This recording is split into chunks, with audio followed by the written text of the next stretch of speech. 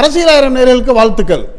நம்ம ஏற்கனவே நடந்த 3 தேர்தல்களில் கருத்து கணிப்பு சொல்லியிருக்கிறோம். 2019 நாடாளுமன்ற தேர்தல், 2021 தமிழ்நாடு சட்டமன்ற தேர்தல், 2024 நாடாளுமன்ற தேர்தல்.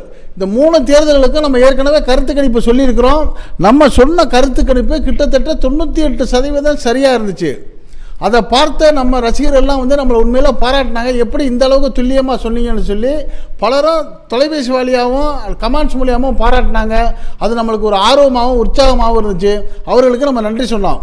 இப்போ அதே போல் வரக்கூடிய 2026 தேர்தலில் எந்த கூட்டணி வெற்றி பெறும், எது ஆட்சி அமைக்கும், அப்படி ஆட்சி அமைக்கிறதுக்கான சூழ்நிலை என்ன, இப்போ புதுசாக ஒரு அமைப்பு வந்திருக்க இந்த விஜய் அவர்களுடைய தமிழக வெற்றி கழகத்துடைய வரவனால் யாருக்கு பாதிப்பு, யாருக்கு லாபம், அதே போல் 4வதாக இருக்கக்கூடிய நாம் தமிழர் கட்சியுடைய சூழ்நிலை என்ன, நாம் தமிழர் கட்சியுடைய வாக்குகள் தமிழக வெற்றி கழகத்தால் பாதிக்குமா ப்ளஸ் ஆகுமா, இப்படி பலதரப்பட்ட விஷயங்களை நம்ம அலசி ஆராய்ஞ்சு இதை உங்கள்கிட்ட துல்லியமான தகவல் சொல்கிறதுக்கு தான் இப்போ நம்ம வந்திருக்கிறோம். இப்போ நம்ம சொல்லக்கூடிய இந்த ரிசல்ட்டு கிட்டத்தட்ட அதே போல் 98% சரியாக இருக்கும். நீங்கள் இதை இப்போ பார்க்குறது மட்டும் இல்லாமல் இப்போ உங்களுடைய கருத்துக்களையும் கமெண்ட் செக்ஷனில் சொல்லுங்கள். பிறகு எலெக்ஷனுக்கு பிறகு நம்ம சொன்னது கிட்டத்தட்ட 98 to 99 100% கூட சரியாக வர வாய்ப்பு இருக்குது. அப்போது நீங்கள் எங்களை பாராட்டி சொன்னீங்கன்னா எங்களுக்கு ஒரு பெரிய ஒரு தெம்பாக இருக்குங்கிற ஒரு நம்பிக்கையை சொல்லிவிட்டு இந்த அளவுக்கு நாங்கள் துல்லியமாக கணக்கெடுக்கிறதுக்கு எங்களுக்கு ஒத்துழைப்பாகவும் ஆறுதலாகவும் எங்களுடைய வெல்விசஸராகவும் இருக்கக்கூடிய ஒரு சில நண்பர்களுக்கு நம்ம நன்றி சொல்லிட்டு போனால் நல்லாயிருக்கும். அந்த வகையில் சென்னையில் இருக்கக்கூடிய அனுப்பிரியா அவர்கள், சென்னை MA காஜா, கும்பகோணம் ஜெண்டக் சாதிக்கை அவர்கள், விருதாச்சலம் பாசில், ஜெயங்கொண்டம் ஆசிக் அலி, திருச்சி சம்சுதீன் ஜாக்கி, மதுரை அவுதா காதர், பொள்ளாச்சி மோகன், கோயம்புத்தூர் சிவசக்தி, புதுக்கோட்டை விக்னேஷ், புதுக்கோட்டை லட்சுமிகாந்த், புதுக்கோட்டை யாசர், விருதுநகர் இப்ராம் ஷா, தூத்துக்குடி மீராசா, சிவகங்கை இனாயத்துல்லா, காரைக்குடி இனாயத்துல்லா, ராமநாதபுரம் வரசிய முகமது, இது போன்ற நூற்றுக்கணக்கான நண்பர்களுடைய வெல்விசர்ஸ் ஒத்துழைப்பு ஆதரவு தான் எங்களை இந்த அளவுக்கு வளர்ச்சி அடைய பண்ணியிருக்கு. அதையெல்லாம் விட முக்கியமான ஒரு காரணம் எங்களுடைய வளர்ச்சிக்கு ரசிகர்களாகிய நீங்கள் தான். நீங்கள் தான் என்ன பண்ணுறீங்க, எங்களுடைய வீடியோக்களை பார்த்துட்டு உங்களுடைய கமெண்ட்களை சொல்ல சொல்ல எங்களுக்கு ஆர்வம் மிகுதியாக இருக்குது. ரொம்ப கவனமாகவும் நாங்கள் நடைபெறக்கூடிய பாதை உங்களால் தான் வருதுங்கிறத சொல்லிவிட்டு இப்போ நம்ம ஒரு சப்ஜெக்ட்டுக்கு போவோம். 2026 தேர்தலில் எந்த கட்சி வெற்றி பெறும், யார் ஆட்சி அமைப்பா அப்படிங்கிறத சொல்கிறதுக்கு முன்னாடி பெரும்பாலான சேனல் என்ன பண்ணுவாங்க, வளவலன்னு நிறைய விஷயங்களை சொல்லிவிட்டு கடைசியில் போய் ரிசல்ட்டை சொல்லுவாங்க. அது வரைக்கும் உங்களுக்கு காத்திருக்கிறதுக்கு ரொம்ப ஆர்வமாக இருக்கும். நம்ம வித்தியாசமாக என்ன பண்ணுறோம், முதல் ரிசல்ட்டை சொல்லிவிட்டு அதற்கான காரணங்கள் விளக்கங்களை பின்னாடி சொல்லுவோம். இப்போ உங்களுடைய ஆர்வத்தை நம்ம புரிஞ்சுக்கிட்டோம். வரக்கூடிய 2026 தேர்தலில் எந்த கட்சி எந்த அணி வெல்லும், அது எத்தனை இடங்களை பிடிக்கும் அப்படிங்கிறது உங்களுடைய எதிர்பார்ப்பு. அதை இப்போவே சொல்லிவிட்டு விளக்கத்தை உள்ளே போய் சொல்லுவோம். வரக்கூடிய 2026 சட்டமன்ற தேர்தலில் தமிழ்நாட்டில் திராவிட முன்னேற்ற கழகத்தினுடைய தலைமையிலான மதச்சார்பற்ற ஜனநாயக முற்போக்கு கூட்டணி தான் வெற்றி பெறும் அப்படிங்கிறது தான் நம்ம இந்த கருத்து கணிப்புடைய முடிவாக வந்திருக்குது. கிட்டத்தட்ட அந்த திமுக ப்ளஸ் அந்த அணி 184 இடங்களில் வெற்றி பெற்று ஆட்சி அமைக்கும்.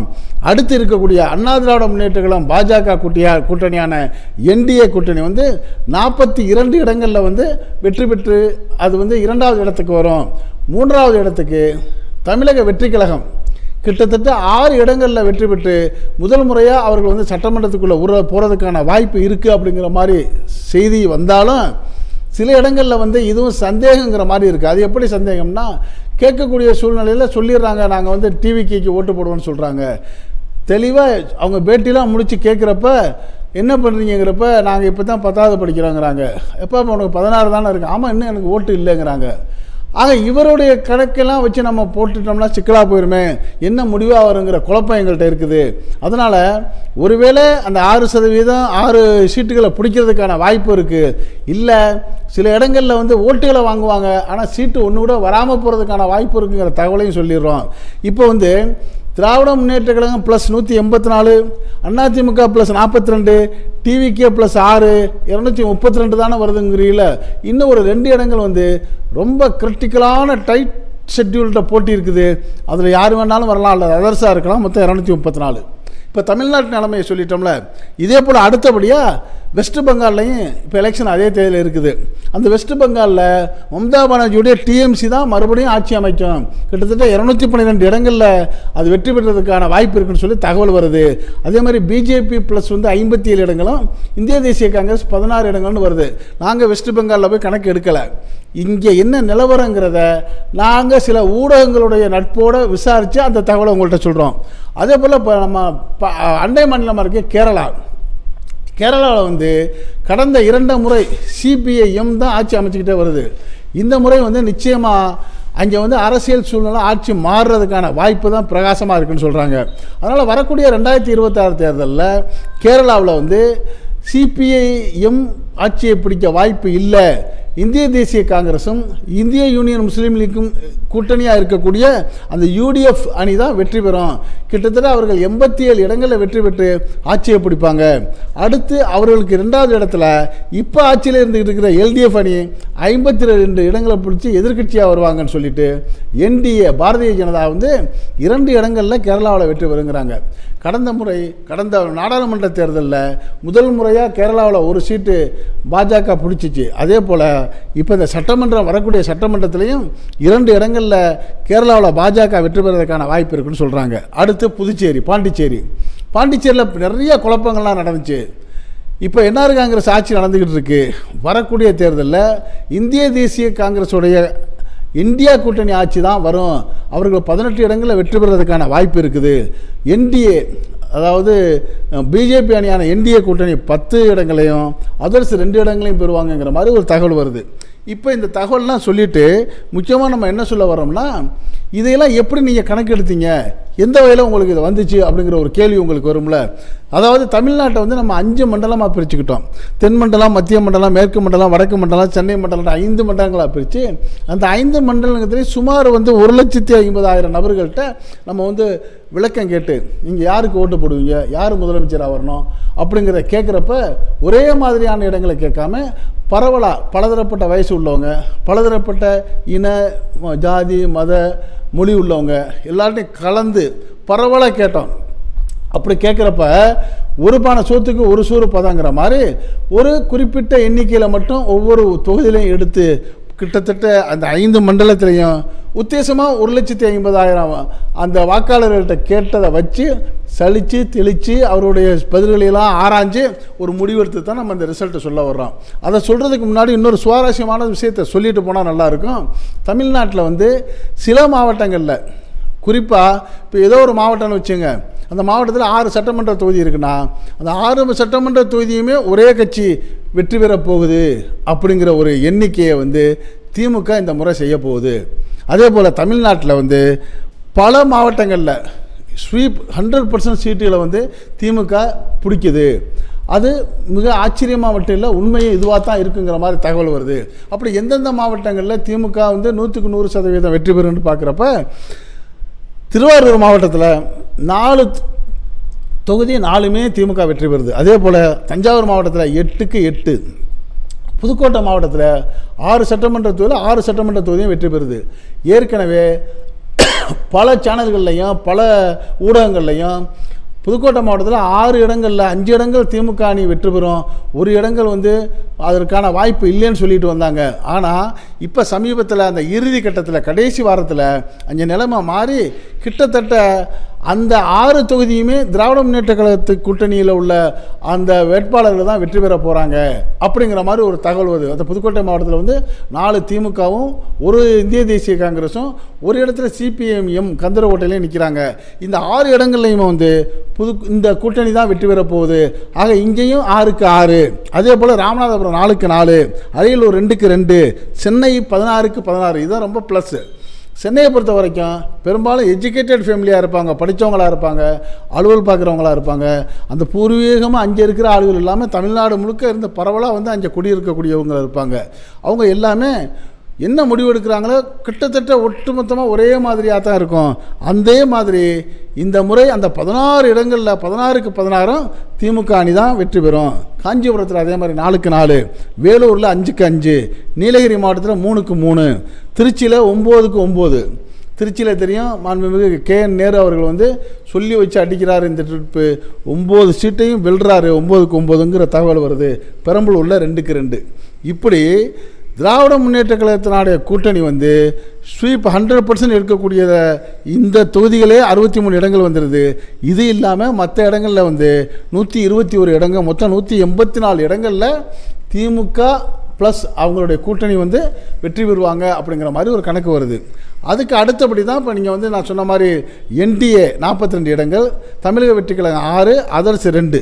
இப்போ மொத்தம் வந்து 234க்கு நம்ம வழி சொல்லிட்டோம். இப்போ இந்த 234 எந்தெந்த மண்டலங்களில் எவ்வளவு அப்படிங்கிற ஒரு கணக்கு வரணும்ல, அந்த விளக்கத்துக்கு இப்போ நம்ம வருவோம். அப்படி பார்க்குறப்ப நம்ம 5 மண்டலங்களாக பிரிச்சோன்னு சொன்னோம். ஃபஸ்ட்டு வந்து நம்ம எடுத்துக்கிட்ட மண்டலம் வந்து தென் மண்டலம்.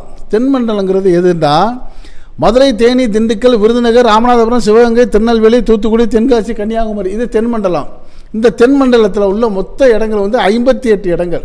இந்த 58 சட்டமன்ற தொகுதிகளில் டிஎம்கே கூட்டணி வந்து 44 இடங்களில் வந்து கைப்பற்றுறாங்க. 12 இடங்களை வந்து ஏடிஎம்கே ப்ளஸ் கைப்பற்றுறாங்க. 2 இடங்களை தாவேகா அல்லது அதர்ஸ் கைப்பற்றுறாங்க. அப்படிங்கிற மாதிரி ஒரு ரிசல்ட் வருது. இப்போ தென் மண்டலங்களை இந்த அளவுக்கு குறையிறதுக்கு என்ன காரணம், 12 இடங்களுக்கு அதிமுக குறையிறதுக்கு என்ன காரணங்கிறப்ப தென் மண்டலத்தை பொறுத்த வரைக்கும் முக்குளத்தூர் வாக்கு அதிகமாக இருக்குது. 2வது, தென்மண்டல மக்கள் வந்து எடப்பாடி பழனிசாமி அவர்களுடைய ஆட்சி காலத்தில் 10.5% இடஒதுக்கீட்டை வன்னியர்களுக்கு ஒதுக்கினது அந்த முக்குளத்தூர் மக்களுக்கு வந்து ஒரு கோபத்தை உண்டாக்கி இருக்குது. அந்த கோபம் இன்னும் தனியவும் இல்லை. இன்னொரு பக்கம் அந்த தென் மண்டலத்தில் உள்ள பிரதானமான அரசியல் பிரமுகர்களாக இருக்கக்கூடிய நம்ம OPS அவர்கள் திமுகவுக்கு வந்தது, அதே போல் இன்னும் ஒரு சில முக்கியமான நபர்கள்லாம் திமுகவுக்கு வந்தது ஒரு காரணம். இன்னொரு பக்கம் சசிகலா அவர்களுக்கு வந்து தென்மண்டலத்தில் வந்து ஆதரவு நிறையா இருக்குது. சசிகலா அவர்கள் வந்து இப்போ அதிமுகவுக்கு எதிராக நிற்கிறதுனால, அவர்களும் வாக்கை பிரிக்கிறதுனால அதிமுகவுடைய அந்த வெற்றி விகிதம் மிக குறைவாகி 12 இடங்களில் தான் அவங்க வெற்றி பெறுவதற்கான வாய்ப்பு இருக்குது. 44 இடங்களை வந்து திராவிட முன்னேற்ற கழகத்தான அணி பெறுங்கிற மாதிரி அங்கே ரிசல்ட் வருது. அதர்ஸ் 2. இப்போ இது என்ன பர்சன்டேஜ்னு பார்க்கணும்ல. அப்படி பார்க்குறப்ப அந்த டிஎம்கே ப்ளஸ் அந்த அணி வந்து 45.6%, ஏடிஎம்கே 35.0%, தமிழக வெற்றி கழகம் 10.5%, நாம் தமிழர் கட்சி 6.1%, மற்றவை 2.1%. மற்றவைனா என்ன, முடிவு எடுக்காமல் இருக்கிறவங்க. இப்போ தமிழக வெற்றி கழகம் 15% வரும், 20% வரும், நாங்கள் 30% வாயில் வந்ததெல்லாம் சொல்கிறாங்களே. இப்போ நீங்கள் என்ன ரொம்ப கம்மியாக சொல்கிறீங்கன்னு சொல்கிறீங்கல்ல, இதுதான் வரும் நிச்சயமாக. இந்த தென்மண்டலத்தில் 10.5% தான் கணக்கு வந்திருக்குது. இதை தாண்டதுக்கான வாய்ப்பே இல்லை.